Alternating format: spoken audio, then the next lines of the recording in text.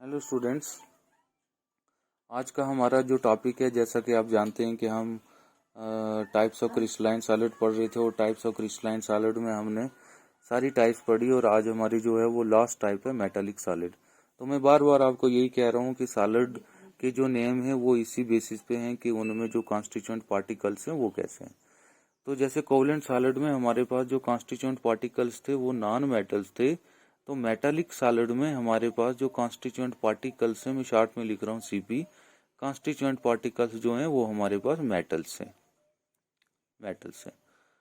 इनमें जो constituent particles हैं वो मेटल्स हैं और इनमें जो इंटरमॉलिक्यूलर फोर्स ऑफ अट्रैक्शन है, शॉर्ट में मैंने लिखा IMF, जो बॉन्डिंग है उनमें इंटरमॉलिक्यूलर फोर्स ऑफ अट्रैक्शन जिससे मेटल्स जो हैं वो क्लोजली पैक्ड हैं, वो है हमारे पास मेटालिक बॉन्ड। तो मेटालिक बॉन्ड के थ्रू जो है वो मेटल जो है वो आपस में क्लोजली पैक्ड हैं और ऐसे सॉलिड्स को जिनके अंदर कॉन्स्टिट्यूएंट पार्टिकल्स मेटल्स हैं और उनमें इंटरमॉलिक्यूलर फोर्स ऑफ अट्रैक्शन जो है वो मेटालिक बॉन्ड है, ऐसे सॉलिड्स को हम क्या कहते हैं? मेटालिक सॉलिड्स कहते हैं। जैसे कि फॉर एग्जांपल हमारे पास आयरन है, कॉपर है, एटसेट्रा, ये हमारे पास कौन से सॉलिड हैं? मेटालिक सॉलिड हैं। अब मेटालिक बॉन्ड क्या होता है और मेटालिक सॉलिड के अंदर होता क्या है वो आपने समझना है। बेसिकली मान लो जैसे आयरन एक मेटल है, सोडियम भी हमारे पास क्या है? एक मेटल है। Sodium, not sodium chloride, sodium जो है वो लैब में जो होता है वो सॉलिड की फॉर्म में प्रेजेंट होता है। तो बेसिकली आपको याद रखना है कि जितने भी मेटल्स हैं वो मेटल्स जो हैं वो इलेक्ट्रोपॉजिटिव होते हैं। आपने 11th में पढ़ा है कि इलेक्ट्रोपॉजिटिव कौन से एलिमेंट्स होते हैं? शाबाश, इलेक्ट्रोपॉजिटिव वो एलिमेंट्स होते हैं जो इलेक्ट्रॉन्स को लूज करते हैं। ठीक है, अब जो एलिमेंट्स इलेक्ट्रॉन को लूज करती है तो उसके ऊपर कौन सा चार्ज आ जाता है? पॉजिटिव चार्ज आ जाता है। और पॉजिटिव चार्ज को हम क्या कहते हैं? कैटायन। मान लो हमारे पास एक एलिमेंट है ए, ये मेटल है, ये इलेक्ट्रॉन को लूज कर रहा है, तो ये बन जाएगा ए पॉजिटिव, मीन्स ये कैटायन बन जाएगा। सिमिलरली जैसा कि हम एक मेटल ले लेते हैं सोडियम, वो सोडियम जो है ये हमेशा, सोडियम जो मेटल है वो हमेशा, कोई भी मेटल है वो इलेक्ट्रॉन्स को लूज करते हैं, इलेक्ट्रोपॉजिटिव होते हैं। इन्होंने इलेक्ट्रॉन को लूज किया तो आ गया Na पॉजिटिव, तो जो इसने क्या कैटायन बनाया? सोडियम का कैटायन बनाया। तो metals are always present in the form of cation because they lose the electrons. Similarly हमारे पास जैसे आयरन है, तो आयरन भी क्या करता है? ये दो इलेक्ट्रॉन्स को लूज करता है, तो ये इस फॉर्म में एग्जिस्ट करता है Fe2 पॉजिटिव, या अगर 3 इलेक्ट्रॉन्स लूज करेगा तो Fe3 पॉजिटिव की फॉर्म में ये एग्जिस्ट करेगा। तो मेटल्स याद रखना है, metals are electropositive and when they lose the electrons they are called as cations. तो अब होता क्या है मेटालिक सॉलिड में, कैसे मेटालिक बॉन्ड बनता है वो मैं आपको समझाता हूँ, लेकिन इतना उसे समझने से पहले आपको याद रखना है कि ऐसे सॉलिड्स जिनके अंदर कॉन्स्टिट्यूएंट पार्टिकल्स मेटल्स हों और इंटरमॉलिक्यूलर फोर्स ऑफ अट्रैक्शन जो है वो मेटालिक बॉन्ड हो, तो ऐसे सॉलिड्स को हम क्या कहते हैं? मेटालिक सॉलिड कहते हैं। तो दूसरी चीज आपने ये याद रखनी है कि मेटल्स जो हैं वो इलेक्ट्रोपॉजिटिव होते हैं, वो हमेशा इलेक्ट्रॉन्स को लूज करते हैं और वो कैटाइंस की फॉर्म में प्रेजेंट होते हैं। तो जैसा कि मैंने आपको बताया कि मेटल्स जो हैं वो इलेक्ट्रोपॉजिटिव होते हैं और वो इलेक्ट्रॉन्स को लूज करते हैं और कैटाइंस की फॉर्म में प्रेजेंट होते हैं। तो मेटालिक सॉलिड में बॉन्ड कैसा होता है और वो कैसे बनते हैं? मान लो हम कोई एग्जांपल ले लेते हैं सोडियम मेटल की, कोई भी मेटल आप ले लो, सोडियम मेटल ले लो, आयरन ले लो, कॉपर ले लो, तो मैंने पहले ही बताया कि वो कैटाइन की फॉर्म में प्रेजेंट होते हैं। मान लो ये हमारे पास एक सोडियम मेटल है, तो सोडियम मेटल या किसी भी मेटल के अंदर मैंने आपको बताया जो कॉन्स्टिट्यूएंट पार्टिकल्स होंगे वो मेटल्स होंगे, तो कोई एक कॉन्स्टिट्यूएंट पार्टिकल तो होगा नहीं। मान लो ये हमारे पास एक कॉन्स्टिट्यूएंट पार्टिकल है, ये हमारे पास दूसरा कॉन्स्टिट्यूएंट पार्टिकल है एंड सो ऑन। ये क्लोजली पैक्ड होते हैं, लेकिन मैं आपको समझाने के लिए ऐसे बोल रहा हूँ। और ये हमारे पास ऐसे ये कॉन्स्टिट्यूएंट पार्टिकल्स हैं एक सोडियम मेटल के अंदर। तो मैंने क्या बताया कि मेटल्स क्या करते हैं? इलेक्ट्रॉन्स को लूज करते हैं, इलेक्ट्रोपॉजिटिव होते हैं और कैटाइंस की फॉर्म में एग्जिस्ट करते हैं। तो ये वाला सोडियम भी इलेक्ट्रॉन को लूज करेगा, ये वाला सोडियम भी इलेक्ट्रॉन को लूज करेगा, ये वाला सोडियम भी इलेक्ट्रॉन को लूज करेगा, ये वाला सोडियम भी इलेक्ट्रॉन को लूज करेगा। तो बहुत सारे सोडियम जो हैं, मेटल जो हैं, वो इलेक्ट्रॉन्स को लूज करेंगे क्योंकि वो इलेक्ट्रो पॉजिटिव होते हैं। तो अब आप क्या देखोगे कि इस मेटल में दो चीजें बन गई हैं। एक जो इलेक्ट्रॉन को लूज कर रहा है, मान लो सोडियम है, तो वो इलेक्ट्रॉन को लूज कर रहा है तो वो बन गया कैटाइन, क्योंकि जो चीज इलेक्ट्रॉन को लूज करती है उस पर पॉजिटिव चार्ज आ गया, वो आ गया कैटाइन। और दूसरा, उसके अंदर वो इलेक्ट्रॉन्स हो गए जो इलेक्ट्रॉन्स लूज हुए हैं, जो इलेक्ट्रॉन्स क्या हुए हैं, लूज हुए हैं, ये वो इलेक्ट्रॉन्स हैं जो लूज हुए हैं। तो दो चीजें बन गई इसमें, एक तो कैटाइन्स हैं बहुत सारे, और दूसरे क्या है, इलेक्ट्रॉन्स हैं, सी ऑफ इलेक्ट्रॉन्स हो गए, क्योंकि बहुत सारे इलेक्ट्रॉन्स जो हैं वो लूज हो गए। तो मेटालिक सॉलिड में दो चीजें बन गई, एक हमारे पास बन गया कैटाइन्स, मेटल्स ने क्या बना दिए, कैटाइन्स बना दिए, और दूसरे क्या हो गए, वो मेटल्स जो हैं वो सी ऑफ इलेक्ट्रॉन से सराउंड हो गए। ये सी ऑफ इलेक्ट्रॉन्स कहाँ से आए, वही इलेक्ट्रॉन्स जो मेटल ने लूज किए हैं।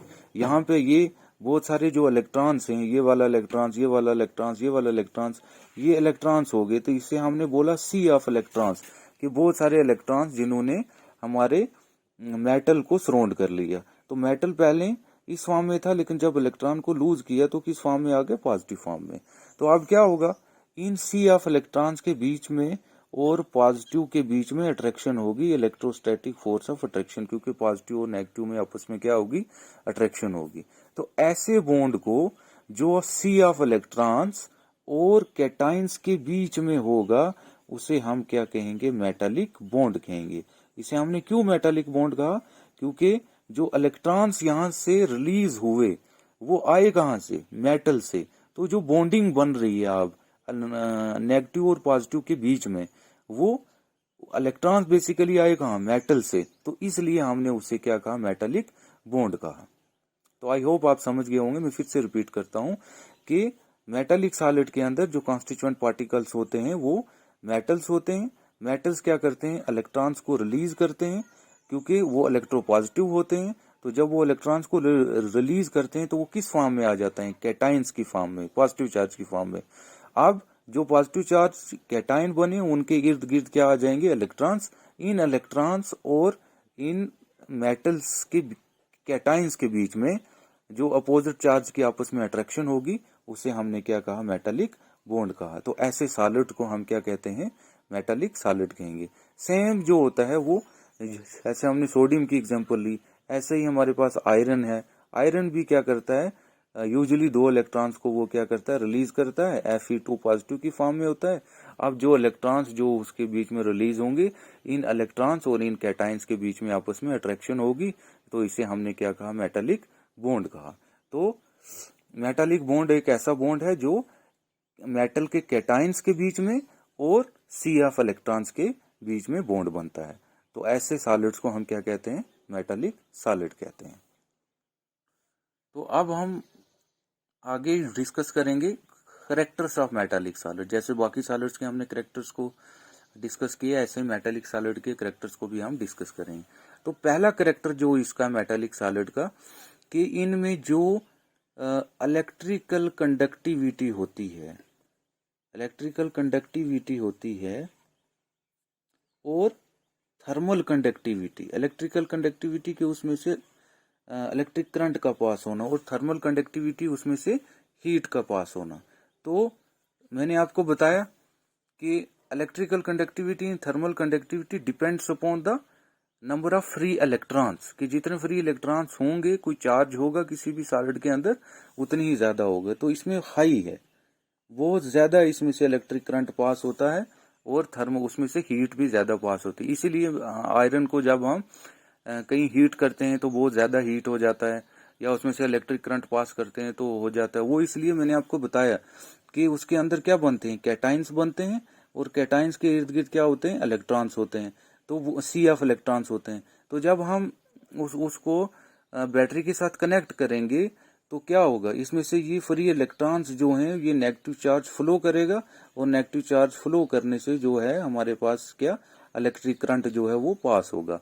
तो इससे उसको हम कहते हैं इलेक्ट्रिकल कंडक्टिविटी। सिमिलरली इलेक्ट्रॉन की वजह से उसमें क्या है, थर्मल कंडक्टिविटी है due to the presence of free electrons. तो किसी भी चीज में जब इलेक्ट्रॉन्स होंगे, चार्ज होंगे फ्रीली, तो उसकी वजह से उसमें इलेक्ट्रिकल कंडक्टिविटी और थर्मल कंडक्टिविटी दोनों होंगी। तो दैट्स वाई जो हमारे पास मेटालिक सॉलिड हैं वो उनकी इलेक्ट्रिकल कंडक्टिविटी भी हाई है और थर्मल कंडक्टिविटी भी हाई है। दूसरी प्रॉपर्टी क्या है इसकी कि जो मेटालिक सॉलिड हैं वो क्या शो करते हैं, लस्टर शो करते हैं। लस्टर का क्या मतलब होता है, चमक, ठीक है, वो चमक शो करते हैं। तो ये आपने लस्टर ये आपने पढ़ा होगा प्रोसीजर 11th में, अगर नहीं पढ़ा तो मैं रिपीट कर देता हूं कि बेसिकली क्या होता है कि फोटो इलेक्ट्रिक इफेक्ट में आपने पढ़ा है कि इलेक्ट्रॉन्स जो होते हैं वो ग्राउंड स्टेट में होते हैं। फ्री इलेक्ट्रॉन्स जो कौन सी स्टेट में होते हैं, ग्राउंड स्टेट में होते हैं, जिसकी एनर्जी क्या होती है, लो होती है। जब इनको लाइट पड़ती है इनके ऊपर या इनको हम हीट देते हैं तो ये इलेक्ट्रॉन जो ग्राउंड स्टेट में है जिसकी एनर्जी लो होती है, ये एनर्जी को एब्जॉर्ब करके, अच्छे से समझना, एनर्जी को एब्जॉर्ब करके कौन सी स्टेट में चला जाता है इलेक्ट्रॉन, एक्साइटेड स्टेट में। इलेक्ट्रॉन कहाँ चला जाता है, ग्राउंड स्टेट से जंप करके एक्साइटेड स्टेट में। ग्राउंड स्टेट की एनर्जी कम होती है और एक्साइटेड स्टेट की एनर्जी जो होती है वो ज्यादा होती है। तो एक्साइटेड स्टेट में ये एनर्जी को एब्जॉर्ब करके गया, लेकिन ये अनस्टेबल होता है एक्साइटेड स्टेट में। यहाँ पे ये सिर्फ 10⁻⁻⁸ सेकंड के लिए रहता है। ये वाली जहाँ पे एनर्जी लो है ये स्टेबल होता है और ये वाला क्या होता है, अनस्टेबल होता है। तो इलेक्ट्रॉन वापस क्या चाहता है, स्टेबिलिटी। तो अब जब यहाँ पे ये अनस्टेबल है तो ये एनर्जी को एब्जॉर्ब करके यहाँ गया, तो यहाँ से ये एनर्जी को अब क्या करेगा, लूज करेगा। तो जो एनर्जी एब्जॉर्ब करके ये ऊपर गया वही एनर्जी जो है ये अब लूज करेगा। तो लूज किस फॉर्म में करेगा एनर्जी को, इन द फॉर्म ऑफ रेडिएशन। तो जब एनर्जी को लूज करेगा इन द फॉर्म ऑफ रेडिएशन तो वो चीज हमारे पास ग्लो करेगी, चमकेगी। तो उस चीज को हम क्या कहते हैं, लस्टर। तो मेटालिक सॉलिड में क्या होता है, हमारे पास फ्री इलेक्ट्रॉन्स होते हैं जो कि ग्राउंड स्टेट में होते हैं, और जब हम उनके ऊपर लाइट डालते हैं, हीट डालते हैं, तो वो इलेक्ट्रॉन्स ग्राउंड स्टेट से जंप करके कहाँ चले जाते हैं, एक्साइटेड स्टेट में। लेकिन एक्साइटेड स्टेट में वो अनस्टेबल होते हैं, यहाँ पे 10⁻⁸ सेकंड के लिए रहते हैं, और वहां स्टेबिलिटी एक्वायर करने के लिए ये वापस जो एनर्जी एब्जॉर्ब की उन्होंने उसको लूज करेंगे। तो लूज करेंगे जब, तो वो एनर्जी लूज होगी इन द फॉर्म ऑफ रेडिएशन, और वो चीज हमारे पास क्या शो करेगी, लस्टर शो करेगी। इसको हम कहते हैं फोटो एक्साइटेशन। तीसरी जो प्रॉपर्टी है हमारे पास, आपने पढ़ा है कि मेटालिक सॉलिड जो होते हैं हमारे पास मेलेबल होते हैं।